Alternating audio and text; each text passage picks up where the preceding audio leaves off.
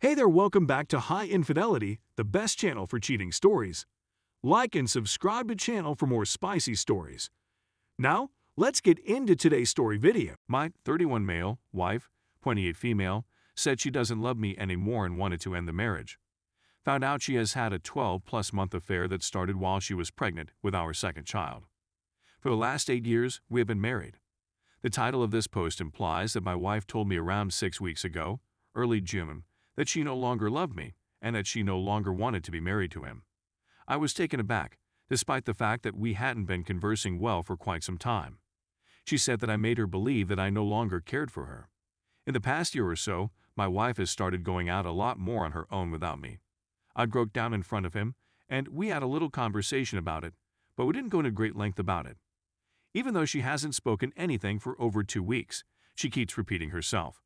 She's been doing a lot of deliberating, and she's very certain of her decision. We have 2 children, a 6-month-old boy and a 3-year-old girl. I told her I'd give her some more time to consider her options.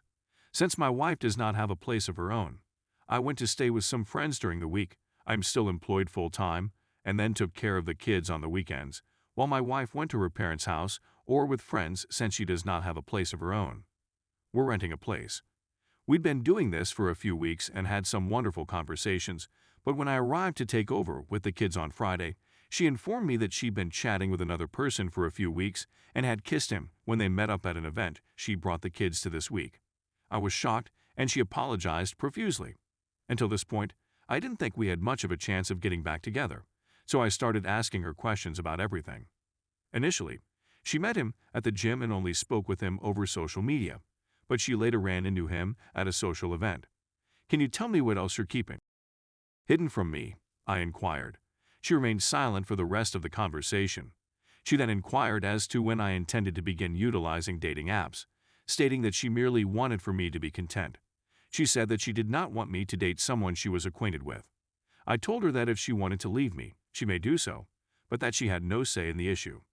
In response, she got really enraged and encouraged me not to get involved in anything right away, but rather to give it some time and to talk with her before proceeding further. I repeated that it was no longer her concern and that I would do what I believed to be in my best interest going forward. She grew upset and said that I would have with anybody and everyone if given the opportunity. I rejected, explaining that I needed time to rest and recover from my illness. She responded that she didn't believe me and that I would most certainly be on the show the next day. She was quite annoyed by the conversation. In my questioning of her, I inquired as to why she was so worried about my talking to other girls, particularly when she was ready to leave me. I inquired as to whether or not there was anything she was hiding information from me. I pushed, and she eventually said no. Finally, she confessed that she has been cheating on me with a mutual friend since May of this year, and she apologized. Her pregnancy with our child would have been about 6 weeks at the time of the incident. There were various feelings of shock, indignation, and despair that I experienced. Whenever she mentioned that she would be going to the gym in the evenings or when she claimed that she would be with other female friends, she admitted that she would be cheating. Additionally, she said that since he worked strange hours, he would come over to our house and have on our marital bed/living room couch, among other things, throughout the working day, sole trader. She said that at times, they did many times each week on average. I'm in a state of shock. In order to avoid any more contact with this friend, I have blocked him from all social media sites and do not want to see or talk to him again. It's tough not to think there was an emotional connection after all this time, despite my wife's insistence that it was solely and without any emotional connection. I had a lot of confidence in her and had only just begun to have doubts about her. Since the birth of our baby, she's been keeping her phone hidden and spending more time with friends. We are officially finished with her. She can no longer be trusted in any capacity. I have no concerns for our children since she is an excellent mother, and I am certain that we will be able to build a lovely co-parenting routine. So far, we've maintained a nice relationship and began dividing assets. Since she is unemployed and a stay-at-home mother, things are difficult for her at the moment. She is waiting for government assistance to provide her with a place to live. People have suggested that I should evict her and take full custody of the children until she can find a place for them to reside, but I believe that this would be damaging to the children's welfare. My forgiveness for her has already begun to take shape in some odd manner. I still have a sweet place in my heart for her, since she is the mother of my children, At least for the time being, I'm going to take the high road and wait for her to figure things out on her own so that we can be the best parents we possibly can be for her. I'll be able to spend the rest of the week with my pals for the foreseeable future. Kicking her out will just worsen the situation. The reality is she's already moved on, and I've come to grips with the fact that she's no longer a member of our family. In 6 months, my lease on this home will come to an end, and I will begin looking for a new place to live. For the time being, though, I will devote my time and energy to healing and caring for my children and myself. Story 2. Deployed and destroyed. This occurred about 20 years ago, and I'm over it, but I thought I'd share to see if you had any thoughts or had comparable experiences.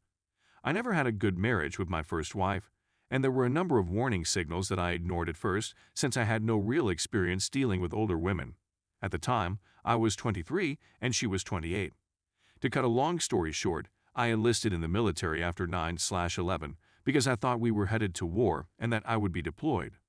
My wife and I fought a lot at this time because she wanted to relocate, and I reminded her that it's not up to me where we go.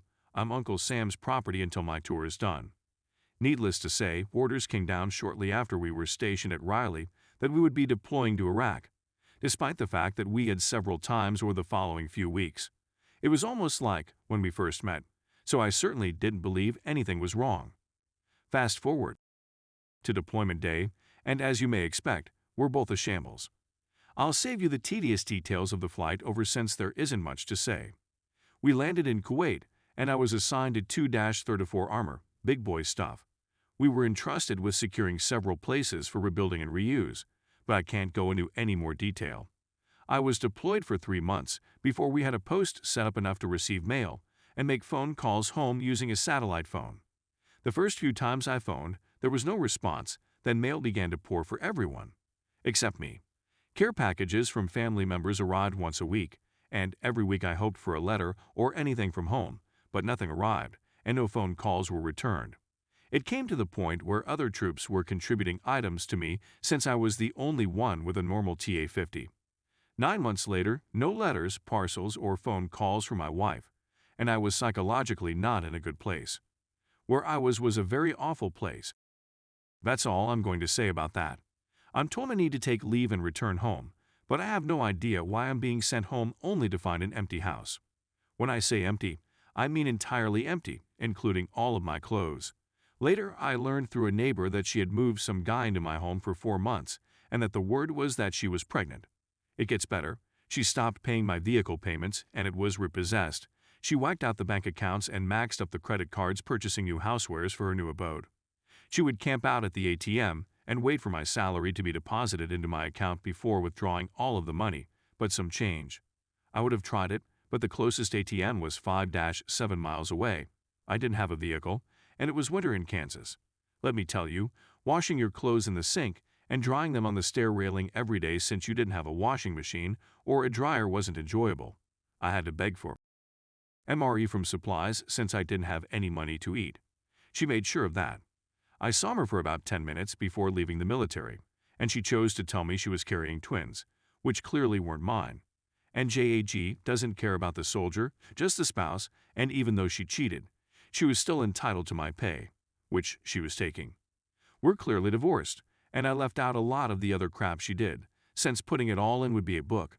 If you want to know, leave a comment and I'll share later.